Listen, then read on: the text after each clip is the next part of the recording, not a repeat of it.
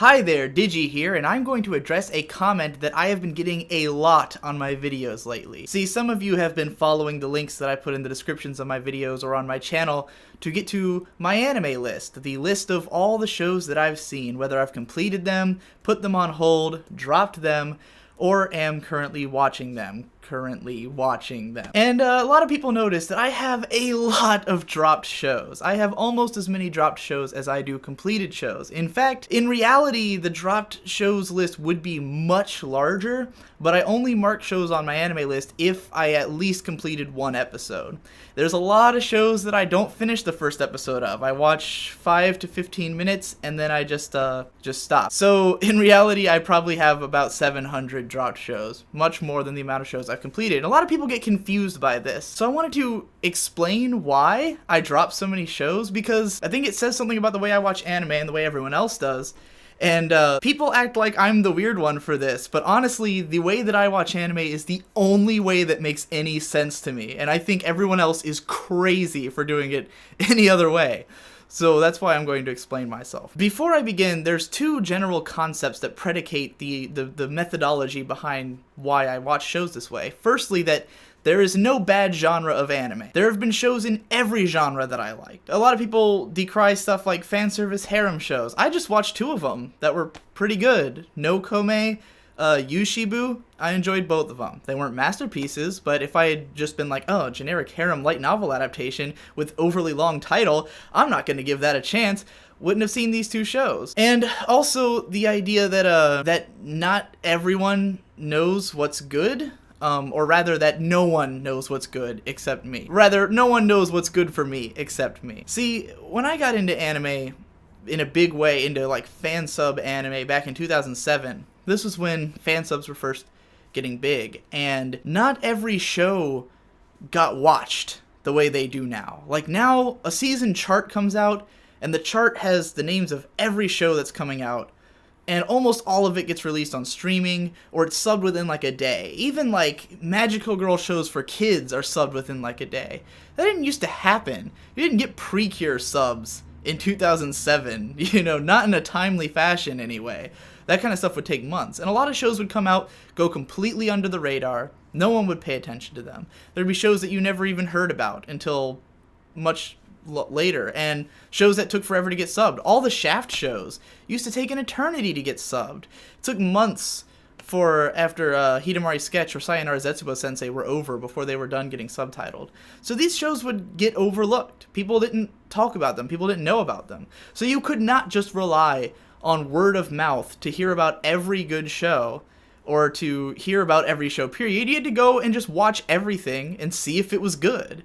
And to me, nothing is less helpful than a plot description, like the ones that they have on AniChart. Those tell you nothing. When have you ever watched a show and gone back and read the description and been like, yeah, that's exactly what I got out of the show. That's what it was to me, It'll be like, a boy comes home from school and a girl falls out of the sky, and now he has to deal with that. And that could either be some generic show about literally a girl falls from the sky and then it's her panties in the guy's face every episode, or it could turn out to be like some commentary on the nature of God by way of divine intervention, but as given to you through anime tropes. Like it could be some crazy subversive bullshit that doesn't sound like the premise at all. And I also care a lot about the aesthetic of shows. So when a show comes out, the most important thing for me is to look at it, to just be able to see it. You see those little pictures that come with the show. That doesn't tell you what the directing looks like. That doesn't tell you what the pacing is like. That doesn't tell you what the script feels like. That doesn't tell you what the voice acting's like. That doesn't tell you anything. It really tells you nothing. I could start up a show and a lot of people say like, well, once you know what you like, couldn't you just, look at the chart and know what's good? No. Once you know what you like, then you can watch the first episode of something, and within 15 minutes you can know if you want to watch the rest of it or not. What was that one? Mada no O no Vanidis. There's a good example of a show that came out in the fall that I watched about 5 minutes of, and I dropped it. The reason is, A, I didn't like the character designs at all. The animation was really shitty, even though it was a fight scene. This is like the opening fight scene of a show. It starts off with a fight, and the fight looks like shit. bad choreography, bad directing, bad animation. So I'm thinking, okay, this show's obviously focused on fantasy battles, or that's a major component of the show, but they look terrible. I can't tell what's going on. I don't know what's happening. Everything looks like shit.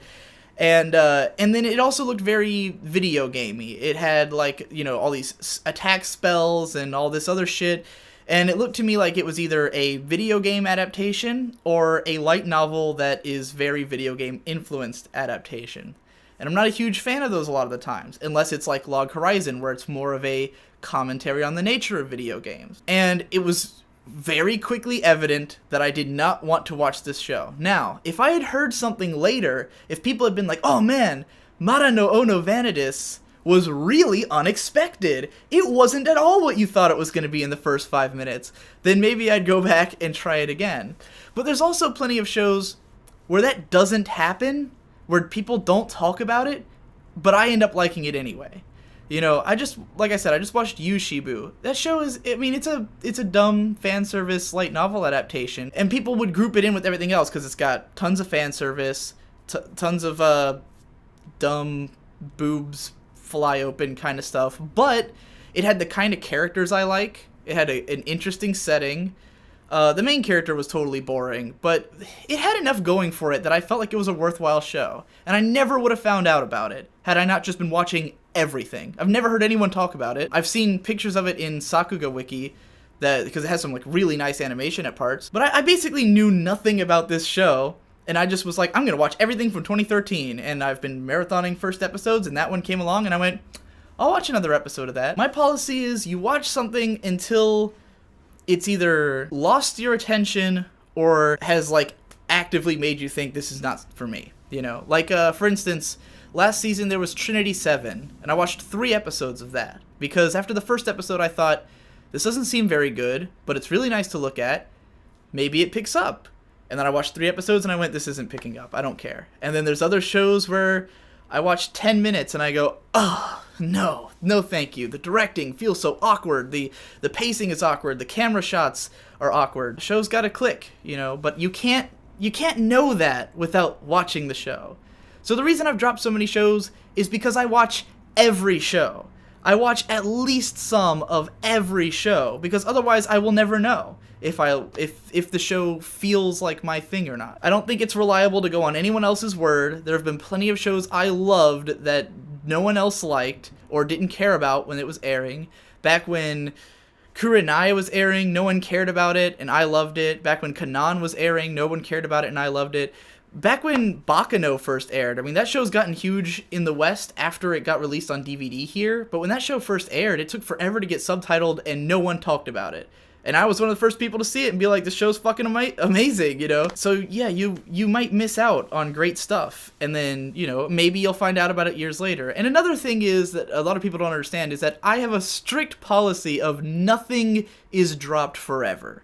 Nothing is permanently dropped. That's stupid to even think that you would drop something permanently, because your taste could be completely different years later. Or you could just get bored and decide you want to watch something that maybe you don't even expect to like. I had Ghost in the Shell Standalone Complex dropped for like 6 years because I thought it was boring back in 2008. Now it's like one of my top 5 favorite shows of all time. Oh, I'm sure there's other examples. A lot of stuff in my dropped list isn't because I think I'd hate it. It's because I watched like 1 episode for no reason, and then I didn't think I'd ever watch it again. Like Slam Dunk, recent example. My little brother is watching Slam Dunk like all the way through. So I sat in his room, I watched an episode or 2, and then I was like, oh, I don't think I'm going to watch that, so we'll mark it as dropped because I want to have my anime list have all of the shows I've seen. So, yeah, I think people just treat the dropped list very differently from the way I do, I guess. People see it as like, oh my god, you dropped Attack on Titan? How could you? It's like, oh, if I want to, I can go watch it. It's right there. It's on Crunchyroll, it's on Daisuki, it's on wherever. If I want to watch it, I can. It's not like because I marked it as dropped, it has now disappeared from existence and I'll never be able to watch it again. You know?